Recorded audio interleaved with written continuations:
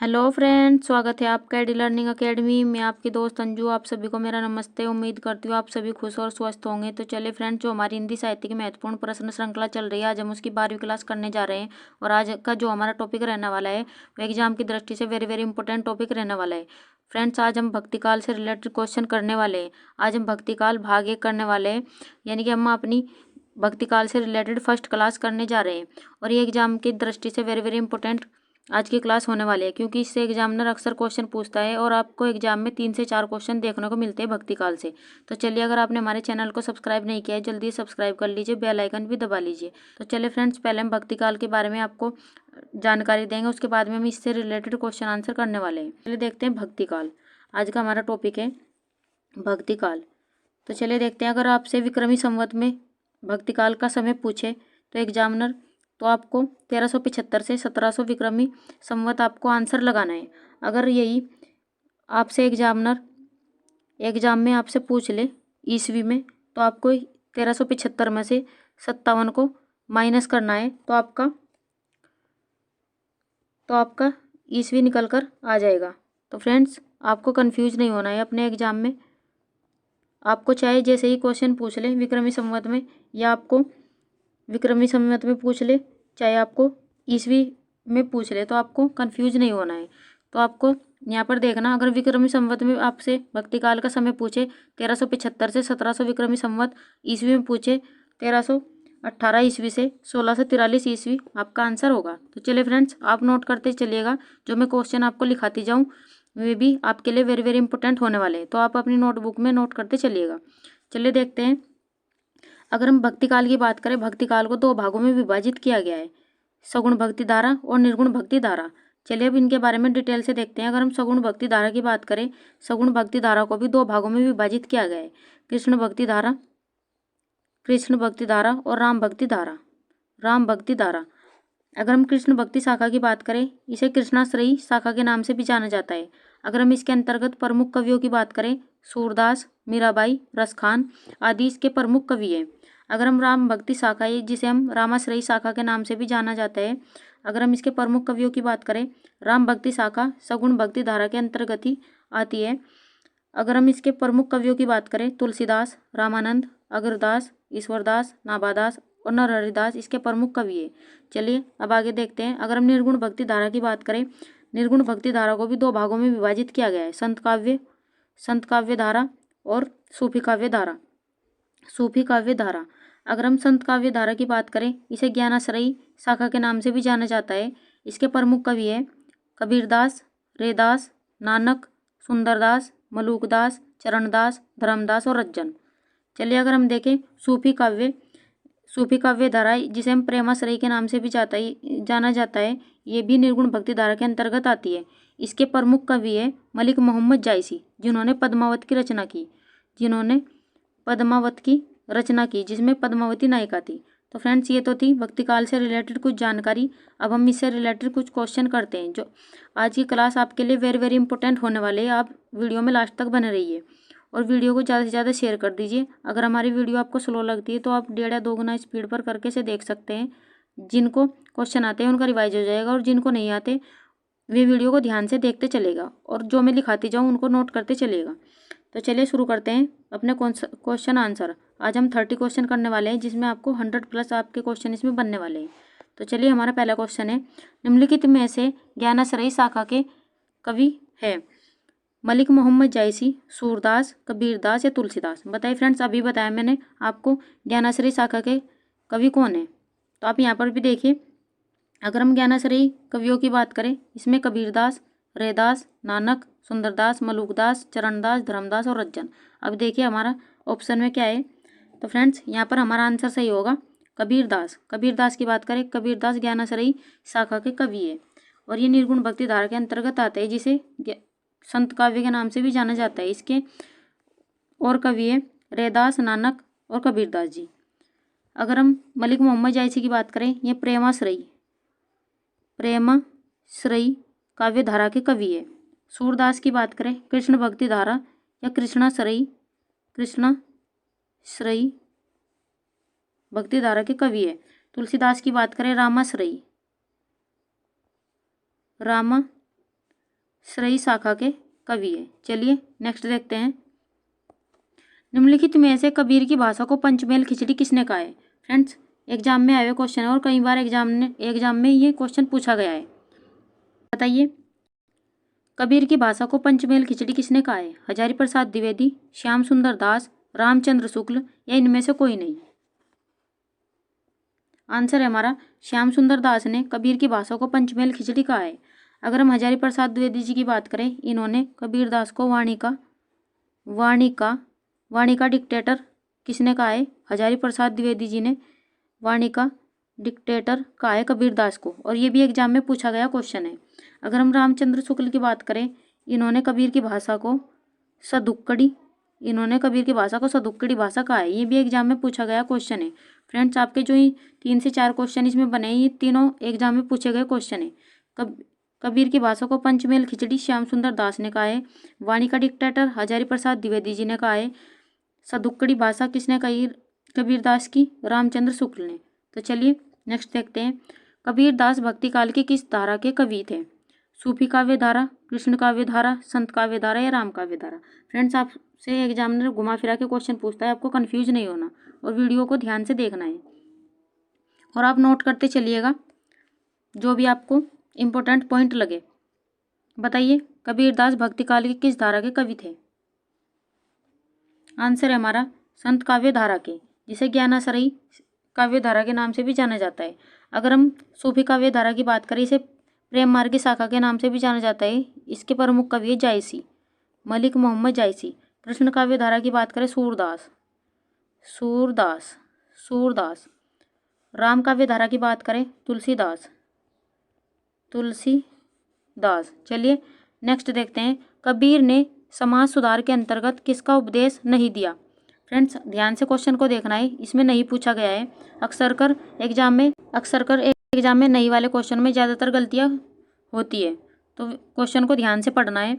बताइए कबीर ने समाज सुधार के अंतर्गत किसका उपदेश नहीं दिया? जाति प्रथा का खंडन, हिंदू मुस्लिम पाखंड का खंडन, मूर्ति पूजा का विरोध, स्त्री पुरुष की समानता। बताइए आंसर है हमारा कबीर जी ने समाज सुधार के अंतर्गत स्त्री पुरुष की समानता का उपदेश नहीं दिया। अगर हम इनकी बात करें, इन्होंने जाति प्रथा का खंडन पर उपदेश दिया है, हिंदू मुस्लिम पाखंड के खंडन पर उपदेश दिया है, मूर्ति पूजा का विरोध के इसमें उपदेश दिया है। तो फ्रेंड्स इन्होंने स्त्री पुरुष की समानता के अंतर्गत उपदेश नहीं दिया है। तो चलिए नेक्स्ट देखते हैं। अगर हमारी वीडियो आपको पसंद आ रही तो लाइक सब्सक्राइब करना ना भूलें और अपना सपोर्ट हमें करते रहिए, ताकि हमें भी मोटिवेशन मिलता रहे। वीडियो को ज़्यादा से ज़्यादा शेयर कर दीजिए। निम्नलिखित में से कबीर दास की रचनाएं किसमें संकलित है? बरवे रामायण, सूरसागर, बीजक या बिहारी सतसई? बताइए कबीर दास की रचनाएं किन में संकलित है? आंसर है हमारा बीजक में कबीर दास की रचनाएं संकलित है। क्या क्या संकलित है? कौन कौन सी रचनाएं? साखी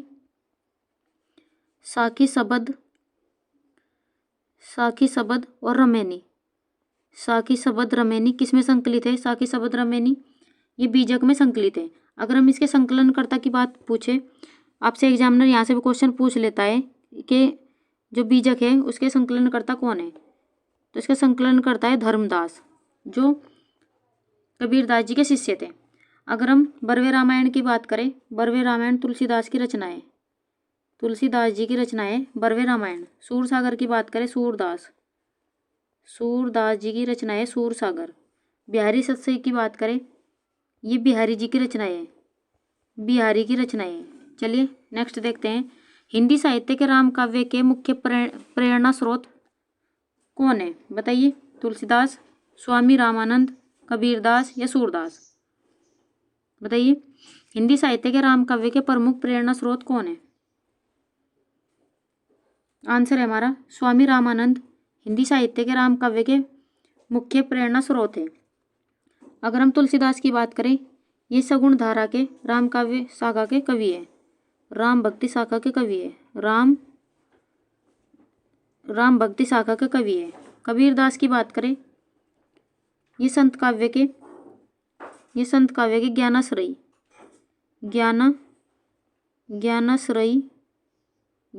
के कवि है। सूरदास की बात करें, कृष्ण काव्य धारा के कवि है। तो फ्रेंड्स अगर हम तुलसीदास की बात करें, ये सगुण भक्ति धारा में राम भक्ति शाखा के कवि है तुलसीदास। कबीरदास की बात करें, ये ज्ञान आश्रयी जिसे संत काव्य धारा भी के नाम से भी जाना जाता है, ये ज्ञान आश्रयी के कवि है। सूरदास की बात करें, ये कृष्ण काव्य धारा के कवि है। चलिए हमारा आंसर है हिंदी साहित्य के राम काव्य के मुख्य प्रेरणा स्रोत है स्वामी रामानंद। नेक्स्ट क्वेश्चन है, निम्न में से तुलसीदास की भक्ति भावना किस प्रकार की थी? सखा भाव की, दास्य भाव की, सार्वलौकिक और सार्वभौमिक, माधुर्य भाव की। बताइए तुलसीदास की भक्ति भावना किस प्रकार की थी? आंसर है हमारा तुलसीदास जी की भक्ति भावना दास्य भाव की थी। अगर हम सखा भाव की बात करें, सखा भाव की भक्ति सूरदास जी की भक्ति भावना किस प्रकार की थी? सखा भाव की। सार्वलौकिक और सार्वभौमिक की बात करें, ये कबीरदास जी, कबीरदास। माधुर्य भाव की बात करें, मीरा की भक्ति भावना कैसी थी? मीराबाई की भक्ति भावना थी माधुर्य भाव की। चलिए नेक्स्ट देखते हैं, रत्नावली दोहा संग्रह किसके द्वारा रचा गया है? तुलसीदास, रामानंद, बिहारी या रत्नावली? बताइए रत्नावली दोहा संग्रह किसके द्वारा रचा गया है? आंसर है हमारा यह रत्नावली दोहा संग्रह इनके द्वारा रचा गया है। अगर हम तुलसीदास की बात करें, रामचरितमानस, बरवे रामायण इनकी रचना है। बरवे रामायण। रामानंद की बात करें, राम रक्षा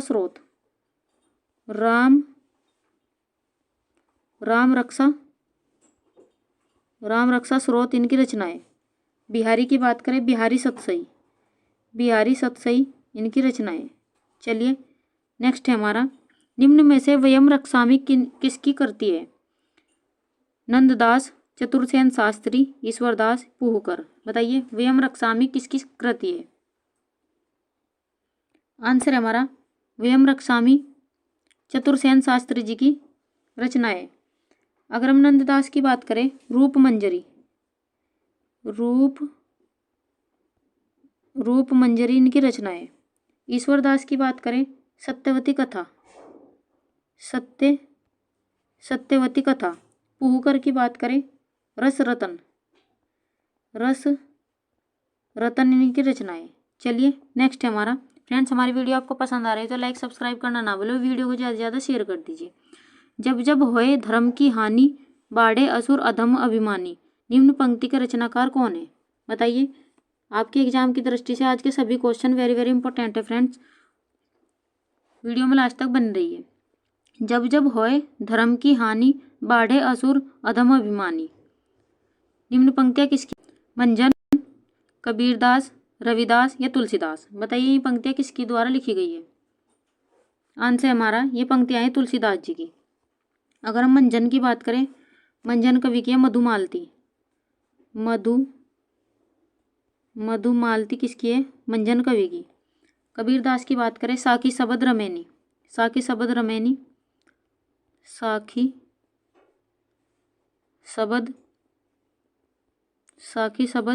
रमैनी इनकी रचनाएं हैं। रविदास की बात करें, बानी। रविदास ने क्या लिखी है? बानी। चलिए नेक्स्ट है, निम्नलिखित में से कौन अष्टछाप के कवि है? सूरदास, तुलसीदास, रामानंद या रसखान? बताइए वेरी वेरी इंपॉर्टेंट क्वेश्चन है फ्रेंड्स, और एग्जाम में कई बार पूछा गया क्वेश्चन है अष्टछाप के कवियों से, अक्सर एग्जामिनर क्वेश्चन पूछता है। बताइए सूरदास, तुलसीदास या रामानंद या रसखान? बताइए अष्टछाप के कवि कौन है? आंसर है हमारा अष्टछाप के कवि है सूरदास जी। अगर हम इनकी बात करें, अष्टछाप के कवि कौन कौन है? वल्लभाचार्य और विठलनाथ के शिष्यों को अष्टछाप के कवि कहा जाता है। अगर हम वल्लभाचार्य की बात करें, ये विठलनाथ जी के पिताजी थे। कुंभनदास, अष्टछाप के कवियों की बात करें, कुंभनदास, सूरदास, परमानंददास,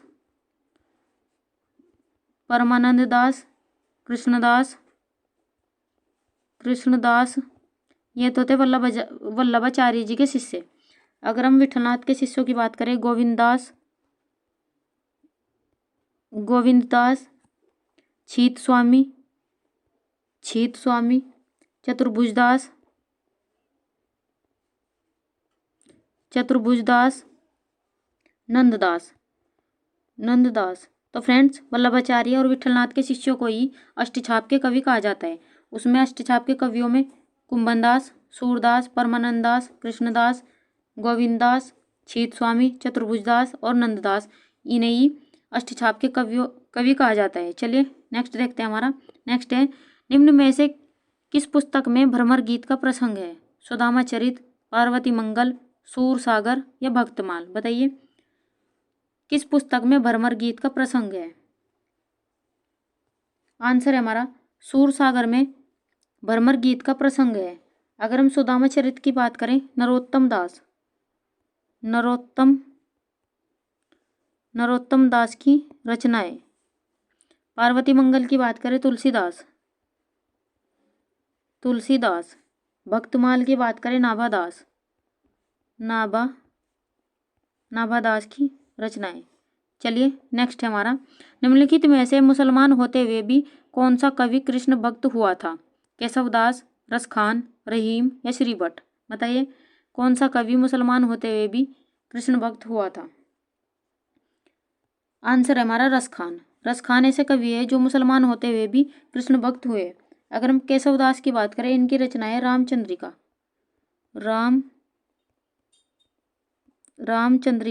इनकी रचना है। अगर हम रहीम की बात करें, श्रृंगार सोरठा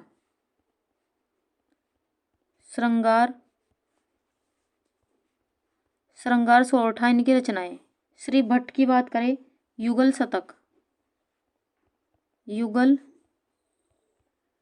शतक इनकी रचना है। चलिए नेक्स्ट देखते हैं। फ्रेंड्स हमारी वीडियो को ज़्यादा से ज़्यादा शेयर कर दीजिए। अगर वीडियो पसंद आ रही है तो लाइक सब्सक्राइब करना ना भूलें। और हम एक प्रयास कर रहे हैं, आपके लिए मेहनत करते हैं कंटेंट लाने में, तो आप भी हमें सपोर्ट करिए, जिससे हमें भी मोटिवेशन मिलता रहे और हम आपके लिए बेहतर से बेहतर आपको कंटेंट प्रोवाइड करा सके। तो चलिए फ्रेंड्स वीडियो को ज़्यादा से ज़्यादा शेयर कर दीजिए अपने फ्रेंड्स में, अपने भाई बहनों को, जिससे हमें भी मोटिवेशन मिलता रहे।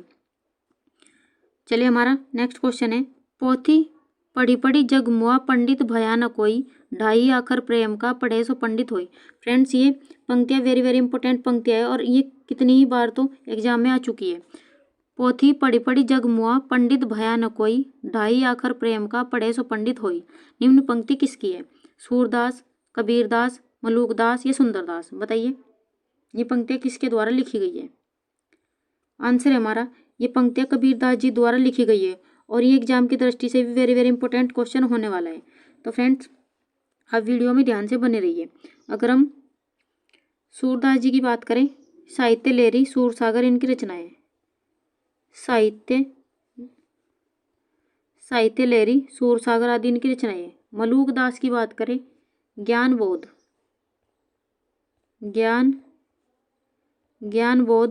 इनकी रचना है। अगर हम सुंदरदास की बात करें, सुंदर विलाप इनकी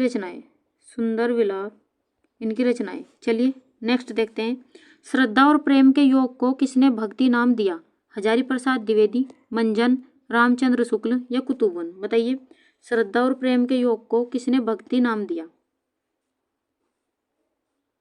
आंसर है हमारा श्रद्धा और भक्ति के योग को भक्ति का नाम देने वाले लेखक हैं रामचंद्र शुक्ल।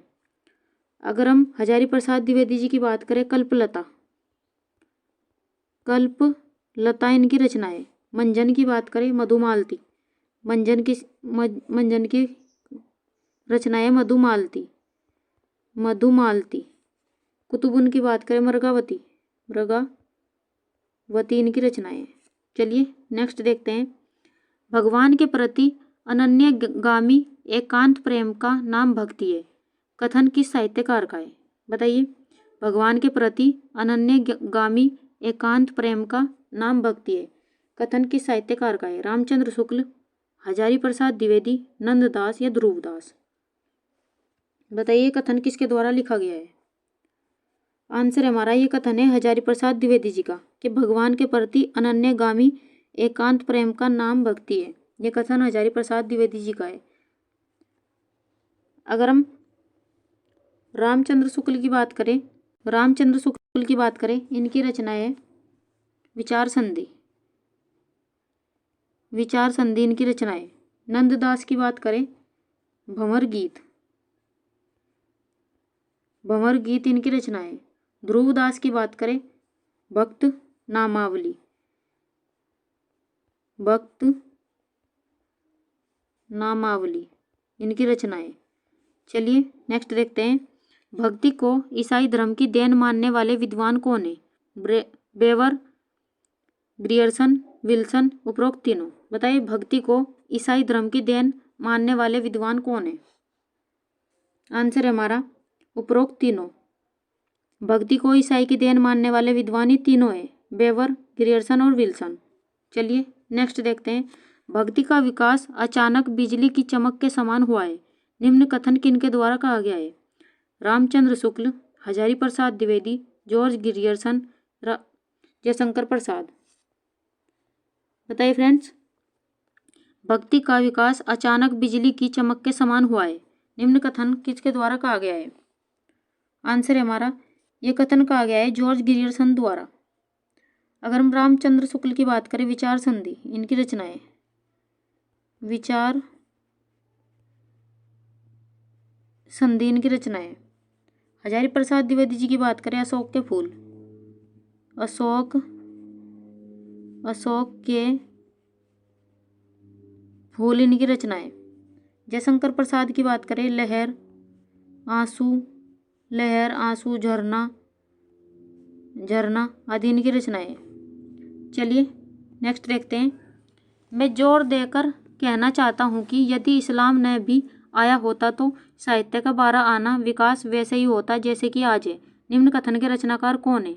हजारी प्रसाद द्विवेदी, आचार्य रामचंद्र शुक्ल, मैथिली शरण गुप्त, महावीर प्रसाद द्विवेदी। फ्रेंड्स, एग्जाम में कई बार पूछा गया क्वेश्चन है, बिल्कुल जहर क्वेश्चन है आपके एग्जाम की दृष्टि से। मैं जोर देकर कहना चाहता हूँ कि यदि इस्लाम न भी आया होता तो साहित्य का 12 आना विकास वैसे ही होता जैसे कि आज है, निम्न कथन के रचनाकार कौन है? बताइए कथन किसके द्वारा कहा गया है? आंसर है हमारा, ये कथन हजारी प्रसाद द्विवेदी जी के द्वारा कहा गया है। अगर हम रामचंद्र शुक्ल की बात करें, इनकी रचना है सूरदास त्रिवेणी आदि इनकी रचनाएं। त्रिवेणी आदि इनकी रचनाएं। अगर हम मैथिली शरण गुप्त की बात करें, यशोधरा इनकी रचनाएं, मैथिली शरण गुप्त। हजारी प्रसाद द्विवेदी जी की बात करें, नाट्य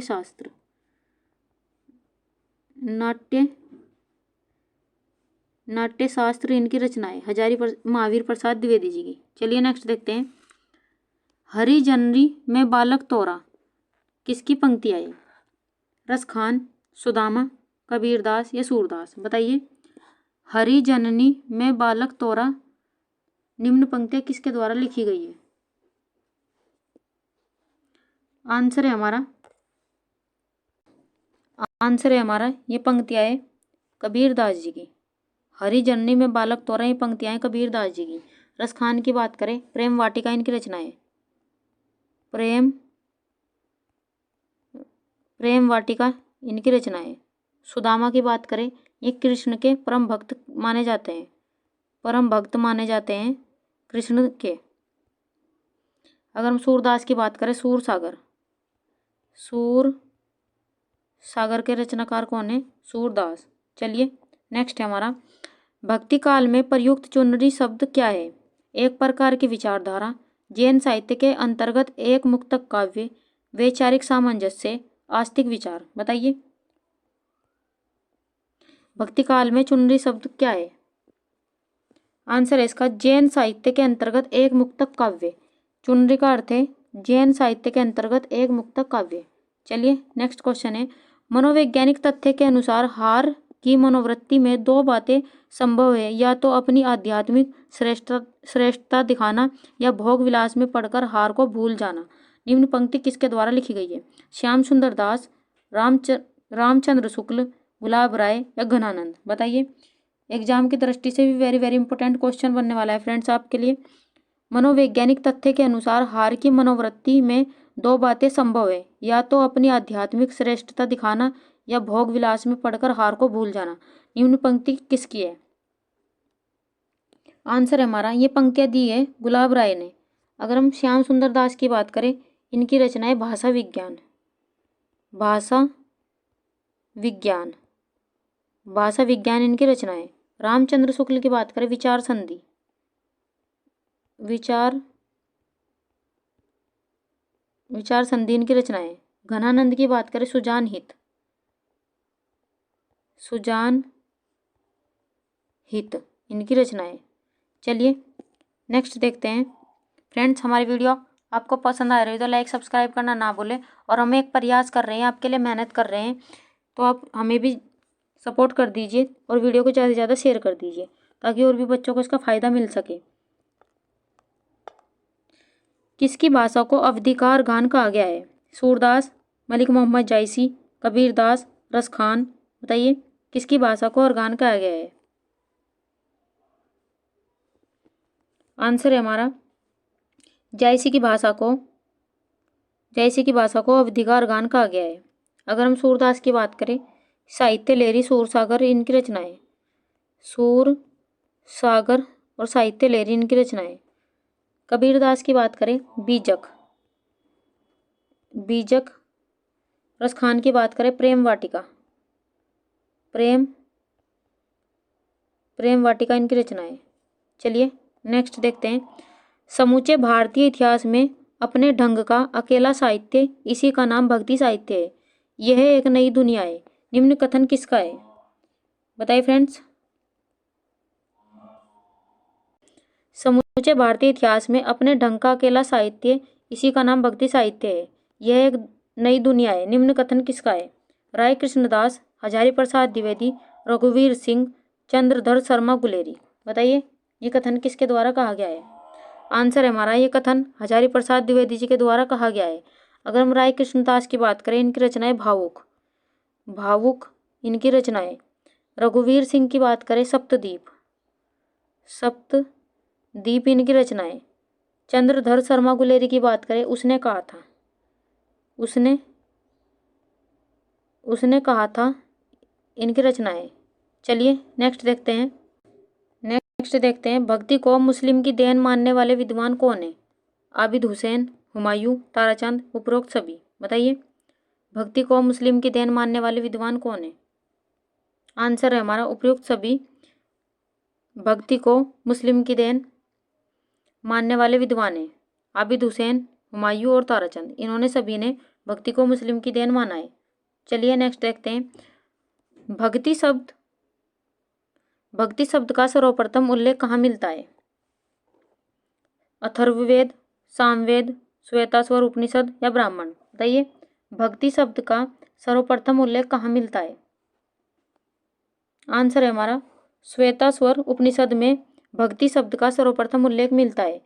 अगर हम अथर्ववेद की बात करें, ये 4 वेदों में से चौथा वेद है और ये जादू टोना का वेद भी कहा जाता है अथर्ववेद। सामवेद की बात करें, इसे गायन पद्धति या संगीत का वेद कहा जाता है। चलिए नेक्स्ट देखते हैं। प्रेम का पीर भक्ति काल के किस धारा के कवियों को कहा जाता है?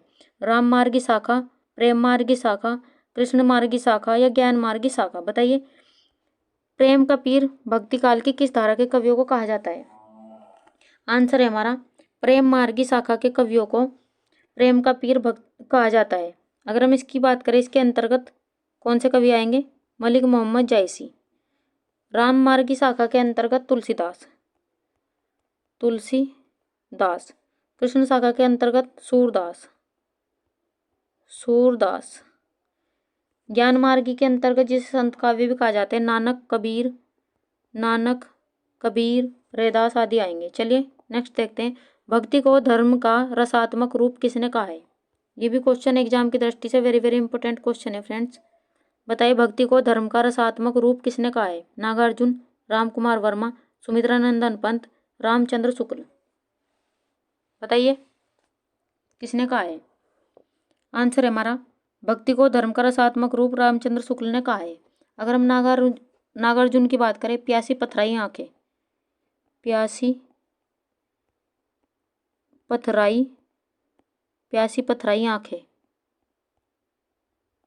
प्यासी पथराई आंखें इनकी रचनाएं। राम कुमार वर्मा की बात करें, अभिशाप इनकी रचनाएं। सुमित्रा नंदन पंत की बात करें, परिवर्तन इनकी रचनाएं। चलिए नेक्स्ट देखते हैं। सूफी संतों में एकमात्र महिला साधिका का क्या नाम है? मीराबाई, राबिया, महादेवी वर्मा, सुभद्रा कुमारी चौहान। बताइए सूफी संतों में एकमात्र महिला साधिका का क्या नाम है? आंसर है हमारा सूफी संतों में एकमात्र साधिका राबिया थी। अगर हम मीराबाई की बात करें, इनकी रचनाएं गीत गोविंद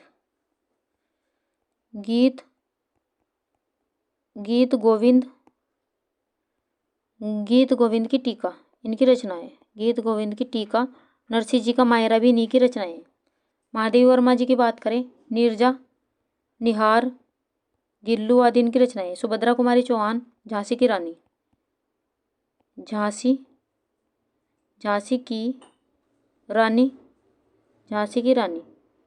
अगला क्वेश्चन है हमारा, बीजक में कितनी रचनाएं संकलित है? 2, 4, 3 या 5। बताइए बीजक में कितनी रचनाएं संकलित है? आंसर है हमारा बीजक में 3 रचनाएं संकलित है। कौन कौन सी? साखी,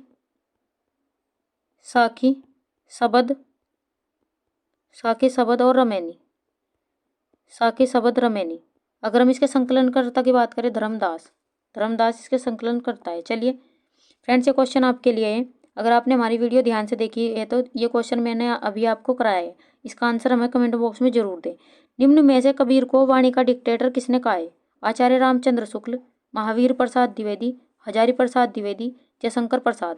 फ्रेंड्स, इसका आंसर हमें कमेंट बॉक्स में जरूर दें। हमारी वीडियो आपको कैसी लगी इसके बारे में भी हमें कमेंट बॉक्स में ज़रूर बताएं, और आप हमें अगर कुछ सजेशन देना चाहते हैं उसके बारे में भी हमें कमेंट बॉक्स में ज़रूर लिखें।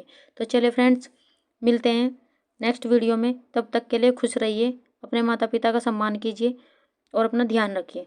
तो चलिए मिलते हैं नेक्स्ट टॉपिक के साथ में। तब तक के लिए अपना ध्यान रखिए। बाय। वीडियो देखने के लिए थैंक यू।